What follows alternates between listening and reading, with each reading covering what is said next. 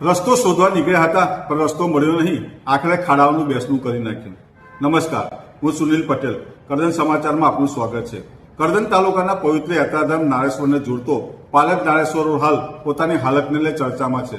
સાંસોદથી નારેશ્વર સુધીના માર્ગ પર ઠેર ઠેર મસમોટા ખાડાઓ પડતા વાહન ચાલકો અને યાત્રાળુઓને ભારે હાલાકીનો સામનો કરવો પડી રહ્યો છે। કેટલાક સ્થળોએ ખાડાઓ એટલા ઊંડા હોવાનો સ્થાનિકો આક્ષેપ છે કે રસ્તા પર ખાડા નહીં પરંતુ ખાડાઓમાં રસ્તો શોધવાનો વારો આવ્યો હોય તેવા દ્રશ્યો જોવા મળે છે। ચોમાસામાં વરસાદી પાણી ખાડામાં ભરાઈ જાય ત્યારે તેમની ઊંડાઈનો અંદાજ પણ આવતો નથી અને વાહન ચાલકો માટે જોખમ વધી જાય છે।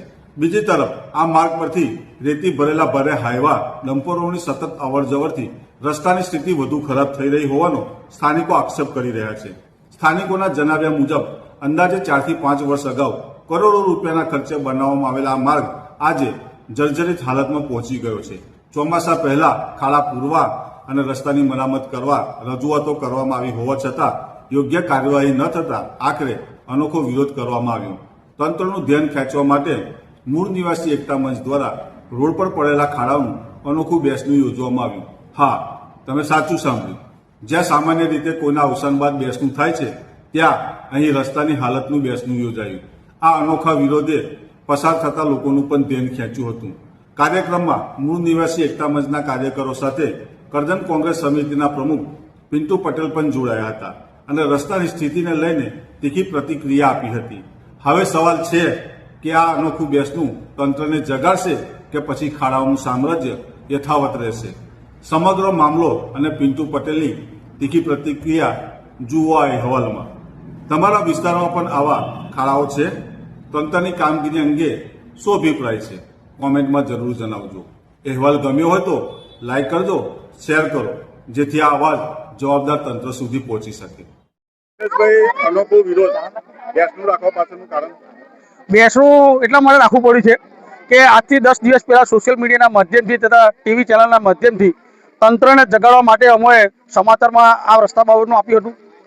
અહીંના રાજકીય ચૂંટાયેલી પાંખ અહીંના ધારાસભ્યને પણ અમે સોશિયલ મીડિયા માધ્યમથી જાણ કરી હતી કે ઢાવડ ચોકડીના આગળના ખાડા તમે એનએચને રજૂઆત કરીને પૂરાઈ શકતા હોય તો આ તમારી નજીકની અંદર સાંસોદથી નારેશ્વર રોડની અતિ દયનીય હાલત છે।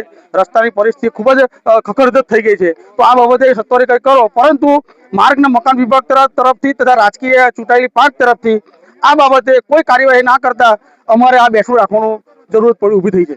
શું હાલત છે રોડની? અત્યારે રોડની હાલત 1.5 થી 2 ફૂટના ઊંડા ખાડા છે। રોડ પરથી પસાર થવાયું જ નહીં। આ રોડ ખાડામાં છે, રોડ કહેવાય ખાડા કહેવાય, ખાડાનું સામ્રાજ્ય છે સમગ્ર જગ્યાએ। ચોમાસું વરસાદ પડતો હોય તો કાદવ કીચડ થઈ જાય છે અને હવે અત્યારે વરસાદ નથી પડતો એટલે ધૂળની ડમરીઓ ઉડે છે। બાઇક લઈને પસાર થવું ખૂબ જ મુશ્કેલ છે। જો ચશ્મા ના પહેર્યા હોય, હેલ્મેટ ના પહેર્યા હોય તો ભવિષ્યમાં આ સ્થાનિક રસ્તા પર પસાર થતા રાહદારીઓની આંખ ગુમાવી શકે છે તથા આ ધૂળના કારણે ભયંકર બીમારીનો પણ સામનો કરવો પડે એવી પરિસ્થિતિ છે। મારી માંગ એક જ છે, આ જાહેર જનતાના હિતની અંદર આ સ્થાનિક લોકોના હિતમાં લોક લાગણીને ધ્યાનમાં રાખીને તાકીદે રસ્તાનું સમારકામ કરવામાં આવે અને ફરીથી આ રોડ મંજૂર કરવામાં આવે। અને હવે પછી જે રોડ મંજૂર કરવામાં આવે તો એની જે મટીરિયલ આવે છે એ મટીરિયલ થોડું હેવી વાપરવામાં આવે કે જેથી આ રોડ તૂટવાની પ્રશ્ન બને ના। જો હાઈવે પર પણ ઓવરલોડ સાધન જાય છે તે પણ એ રસ્તા કોઈ ડેમેજ થતો નહીં, તો અહીંયા ઓવરલોડ જાય છે। સરકારને ખબર છે કે રેતીની ગાડીઓ રાત દિવસ ચાલે છે, નિયમોના ધજાગરા ઉડાડીને રાત દિવસે રેતીની ગાડીઓ અહીંયા રસ્તા પર પસાર થાય છે અને તેના કારણે રોડ ડેમેજ થઈ જાય છે। પિન્ટુભાઈ, આજ રોજ અનોખો વિરોધ શું કહેશો? 32 કરોડનો રોડ ધુરિયા રોડ થઈ ગયો છે અને નાના બાળકો દ્વારા રજૂઆત કરવામાં આવી હતી। અમને મૂળ નિવાસી એકતા મંચના મિનેશભાઈ પરમાર હોય તેમજ એમના દ્વારા ટીમ દ્વારા રજૂઆત કરવામાં આવી હતી। ત્યારે આજે એની અંદર હું પણ સૌભાગી બન્યો છું અને આવ્યો છું। ત્યારે ખરેખર આ રોડની જે હાલત છે એ કથળી હાલત છે અને 32 કરોડનો રોડ તમને જોવામાં ના આવે એવો 32 કરોડનો રોડ દેખાય છે। જ્યારે 7 કિલોમીટરની અંદર જિલ્લાના પ્રમુખ અને અહીંના જે બેન જીતેલા છે જિલ્લા પંચાયત સદસ્ય એ એમનું ગામ આવેલું છે। 8 કિલોમીટરની અંદર ધારાસભ્યનું ગામ આવેલું છે અને ત્યાં આગળ આ જ રોડ પર નારેશ્વર તીર્થધામ આવેલું છે રંગ અવધૂત દાદાનું। છતાં પણ આ રોડની હાલત આવી કથળી જોઈને જનતાએ રોડ પર આજે બેસણું રાખ્યું હતું। બેસણું રાખવા પાછળનું કારણ કયું છે?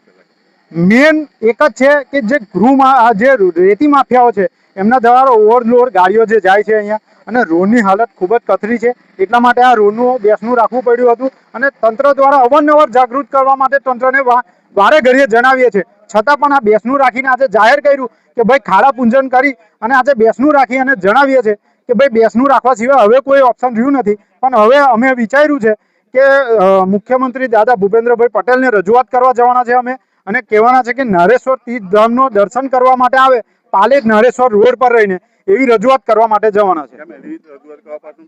એવી રજૂઆત એટલા માટે કે જ્યારે પણ મુખ્યમંત્રી આવતા હોય છે ત્યારે રાતોરાત રોડ બની જતા હોય છે.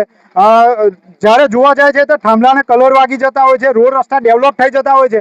તો મુખ્યમંત્રીની એકવાર રજૂઆત છે અમારી કે દાદા અમારું નારેશ્વર તીર્થધામ છે જે રંગઅવધૂત દાદાનું, ત્યાં અહીંયા રહીને જાય અને એ રંગઅવધૂત દાદાના દર્શન કરે, જેનાથી અમને રોડનો લાભો મળે અને રોડ તો સારો થાય એવી અમારી રજૂઆત છે.